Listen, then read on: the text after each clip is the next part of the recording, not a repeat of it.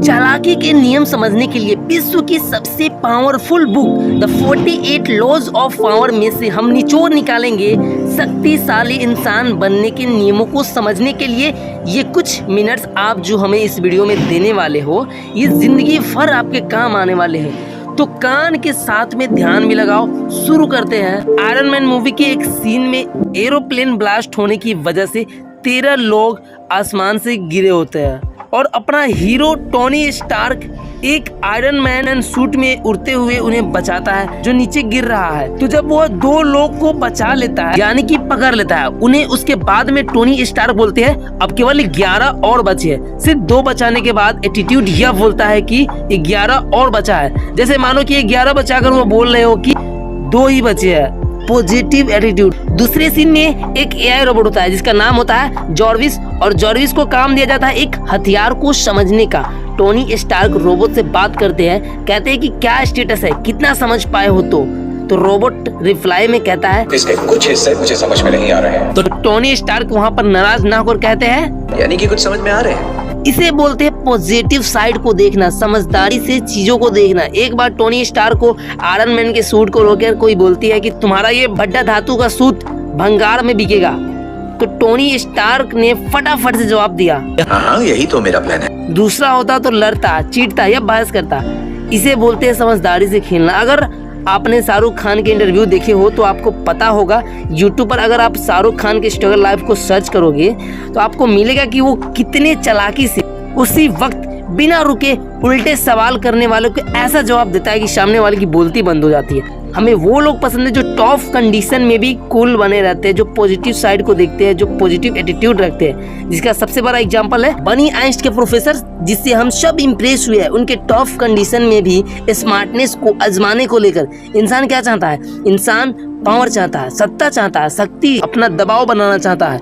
और पावर मिलती है समझदारी से, चालाकी से, होशियारी से। ओझा सर कहते हैं राजा बनने के लिए बस एक ही चीज का विकास जरूरी है, समझदारी।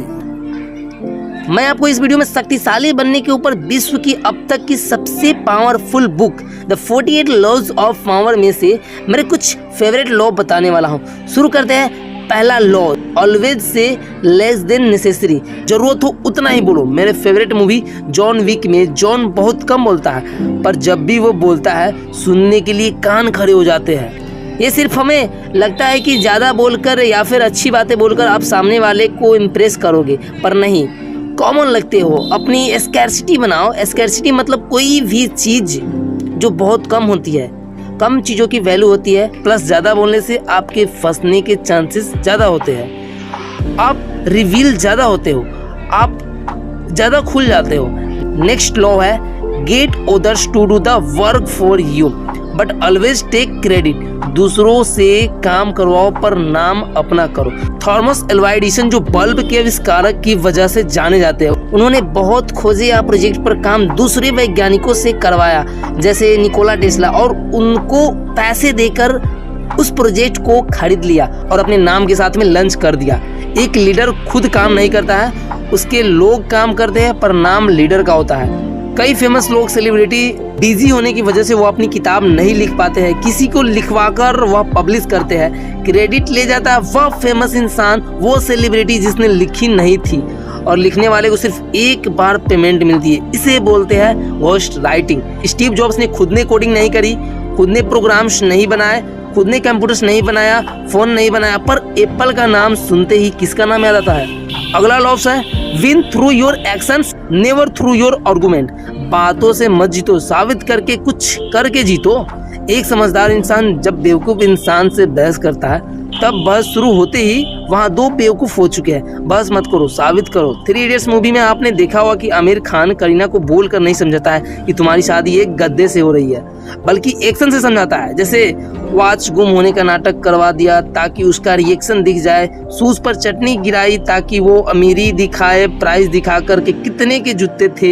ये दुनिया बातों से नहीं मानती है, डेमो से मानती है। डेमो देना होता है। सर क्रिस्टोफरन इंग्लैंड के बहुत बड़े आर्किटेक्ट लंदन के टाउन हॉल के प्रोजेक्ट पर काम करते हैं, और जब वह बना करके पूरा तैयार कर देते हैं, उसके बाद में सिटी मेयर को दिक्कत होती है कि इस बिल्डिंग में यार पिलर्स नहीं है, जिसकी वजह से शायद ये नीचे गिर सकती है। आर्किटेक्ट के अकॉर्डिंग उस बिल्डिंग में पिलर्स की ज़रूरत नहीं थी, फिर भी उस समझदार आर्किटेक्ट ने बिना बहस करे पिलर्स बना दिए सिटी मेयर्स के कहने पर।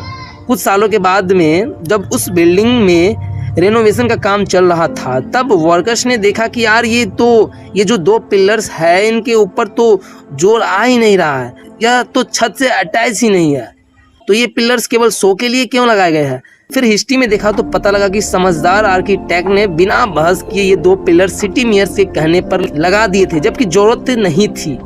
आर्किटेक्ट ने खुद के डिजाइन के साथ में कॉम्प्रोमाइज भी नहीं करा और सिटी मेयर्स के लोगों को भी नाराज नहीं किया। आप एक्शन से जीतो, शब्दों से नहीं। चालाकी का अगला नियम है learn to keep people dependent on you.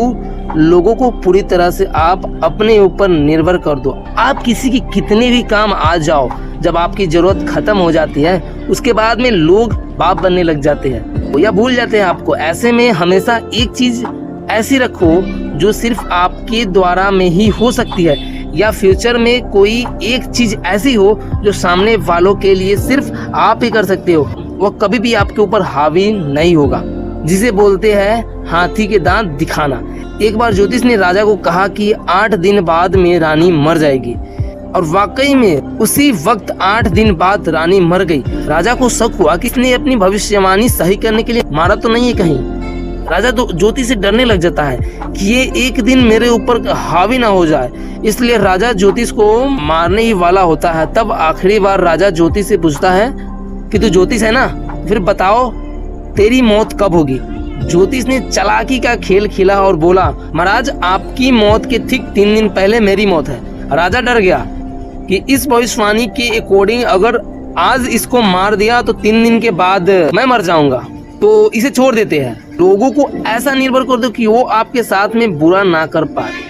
अगला लॉज है सीम डम्बर देन योर मार्क, यानी जितने इंटेलिजेंट स्मार्ट हो उससे थोड़ा कम दिखो। इंटेलिजेंट लोग जितना बेवकूफ से मिलना पसंद नहीं करते हैं, उससे कई ज्यादा बेवकूफ लोग इंटेलिजेंट लोगों से मिलना पसंद नहीं करते हैं। एवरेज मीडियोकर लोगों की स्मार्ट लोगों से कभी नहीं बन सकती। लोग डरते हैं अपने से इंटेलिजेंट और स्मार्ट लोगों से। रसिया में एक राजा का राइट हैंड बिस्मार्क को ऑस्ट्रेलिया देश से एक एग्रीमेंट साइन करवाना था, जो रसिया के लिए काफी फायदेमंद की डील थी।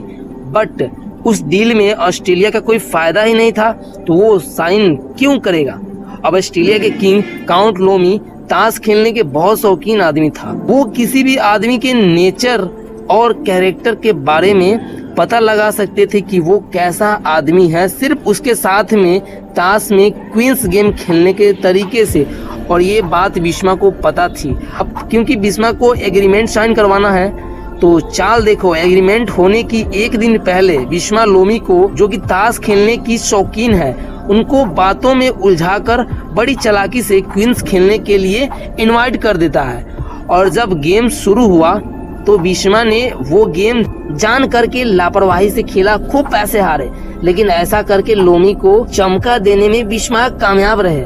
लोमी को ये फील करवा दिया कि बिस्मा काफी रिस्क लेने वाला इंसान है। गेम्स में गलत मूव्स चलकर बहुत पैसा हारने के साथ में बेवकूफ की तरह वो बात किए जा रहा था। खुद को नर्वस शो करवाने के लिए या फिर राजा लोमी के सामने कम अकल वाला दिखने के लिए लोमी ने बिस्मा का नेचर और कैरेक्टर पता लगा लिया कि ये इंसान कमजोर है, ये लापरवाह इंसान है, ये डर जाता है, ये क्या ही चाल चल रहा होगा। इसलिए दूसरे ही दिन एग्रीमेंट साइन करने का टाइम आया तो बिना ठीक से कंडीशन पढ़े साइन कर दिए, और बिस्मा पत्तों का गेम हार कर भी जीत गया। साइन करवा लिया। रूल सामने वाले को लगने दो कि वो जीत रहा है, लेकिन दिमाग में आप जीतो।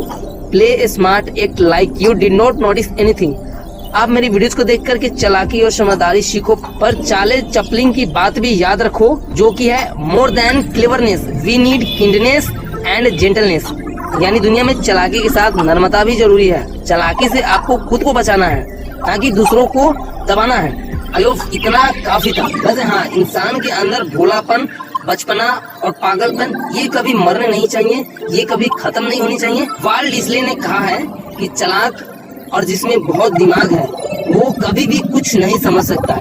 इनका मतलब है ज्यादा समझदारी आपको कुछ चीजें सीखने से रोकती है, तो बैलेंस होना चाहिए। इस वीडियो में एक कमेंट करके जरूर जाना अगर आपने इस वीडियो को पूरी देखी है। अगर तारीफ क्या करे ये समझ नहीं आ रहा तो यार केवल ये लिख दो कि मैंने वीडियो को पूरी देख ली है, वो मेरे लिए मोटिवेशन होगा। आई होप गाइस आपको वीडियो अच्छा लगे, so don't forget to like button and subscribe, notification bell को ऑन कर लीजिएगा ताकि हमारे नेक्स्ट वीडियो आपसे मिस ना हो पाए। मिलते हैं आपसे किसी नेक्स्ट धमाकेदार वीडियो में, तब तक के लिए जय हिंद, जय भारत।